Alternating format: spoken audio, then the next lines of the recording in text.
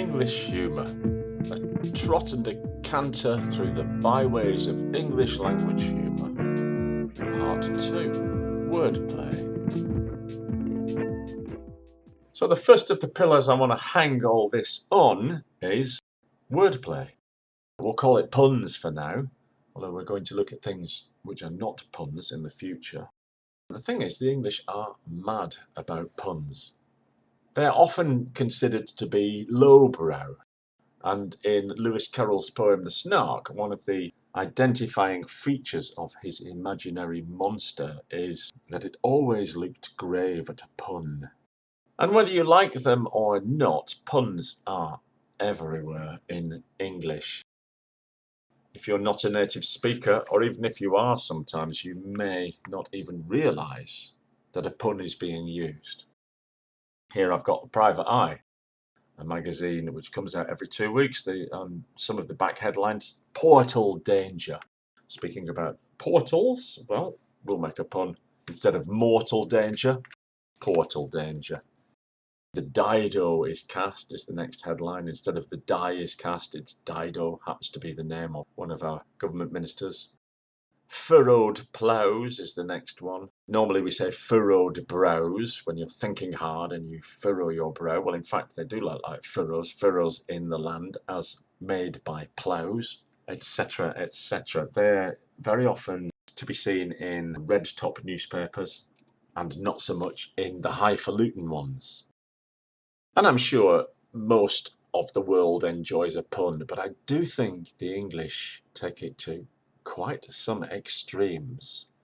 A lot of basic jokes obviously rely on pun, which in its base form means a homophone, a word that sounds like another word.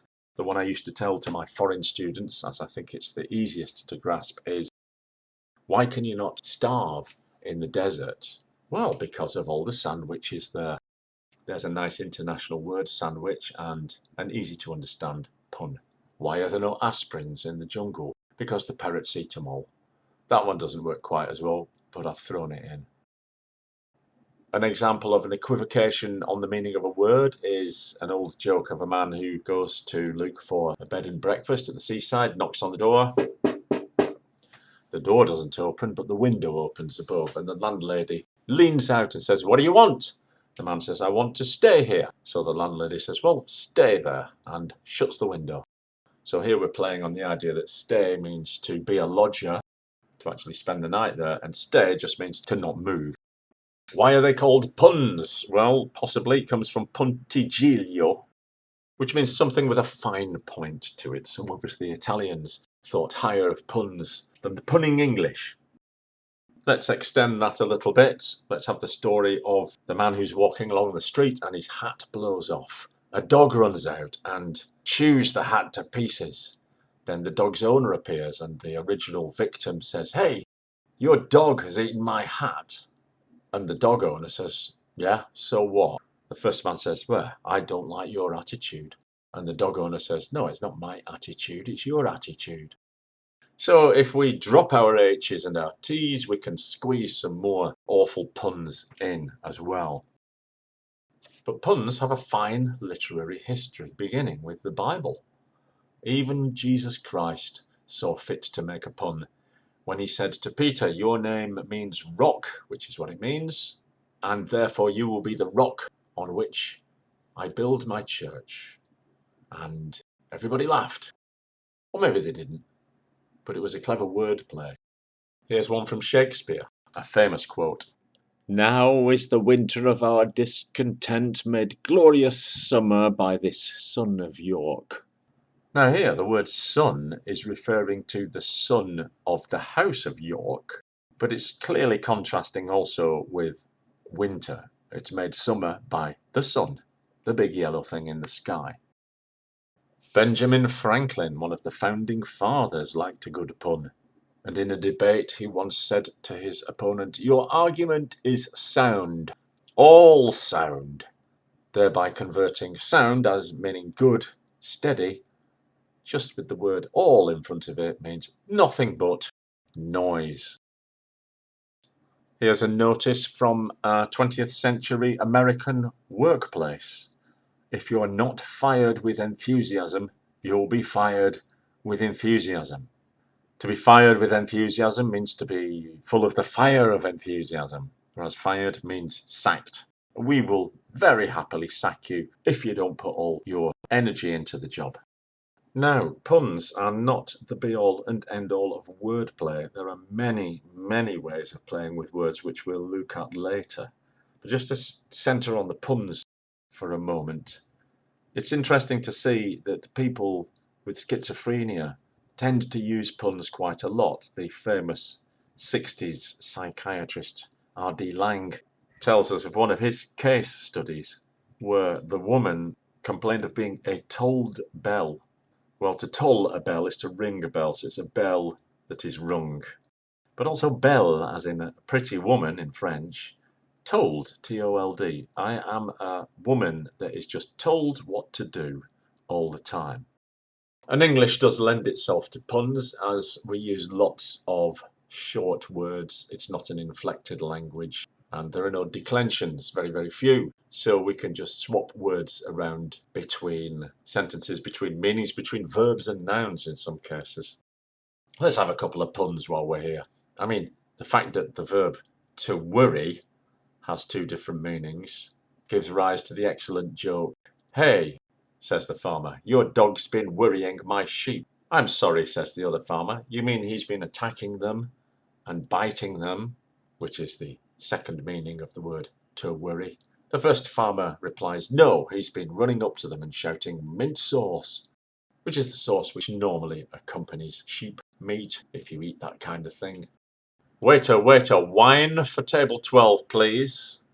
Of course, and the waiter approaches table 12 and begins to go, which is the sound a dog makes when it's whining. Here's a very old and very, very famous pun, which has been done to death, but it's still excellent. "My wife went to the West Indies." "Jamaica?" "No, she went of her own accord." Now, this is useful because it shows us that Jamaica, when written phonemically, is exactly the way we say, "Did you make her?" Jamaica, when we're speaking in the past. If you're speaking in the present, it'd be the same. Jamaica. My wife has to do the shopping every day. Jamaica. Do you make her? My wife went to the West Indies. Jamaica. Did you make her? So by taking some liberties, we can extend the puns as far as we want. Where does the policeman live? Let's be having you. The typical phrase for the cartoon Bobby was, come along, let us be having you. Let's be having you. And while we're with policemen, do you know what they get when they work at night? Well, the answer is copper night rate. Yes, indeed. Copper's a policeman, and the rate is the quantity you get. Night rate. Well, I can't stop now. How many ears had Davy Crockett?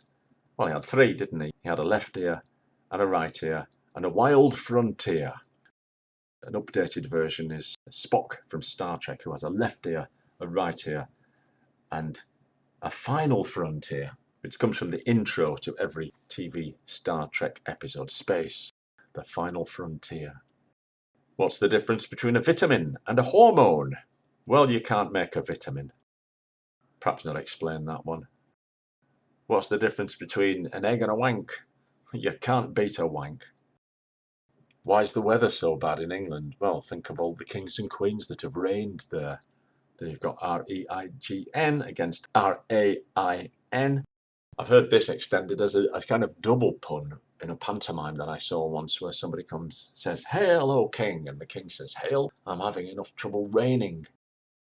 A man is leaving the taxi. Taxi driver says that will be £5.15. He gives him exactly £5.15. The taxi driver says, "What about a tip?" The passenger says, "Yeah, learn to drive."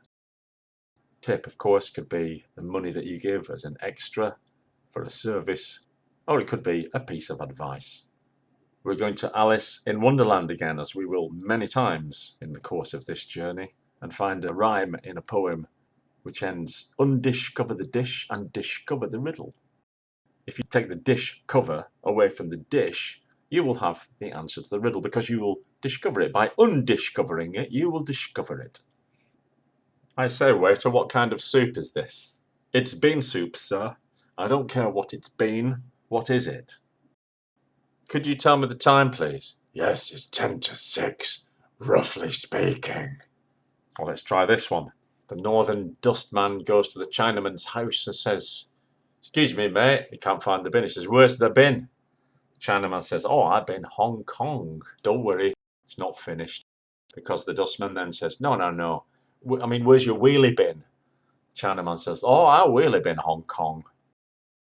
The pun might be homographic, might be visual. Comedians were bemused by a sign they saw in the guest house they were staying in Blackpool that said, "Guests must be in bed before I am." One of the guests said, "How do we know when you're in bed?" And she said, "No, it says guests must be in bed before 1 a.m., before 1 in the morning."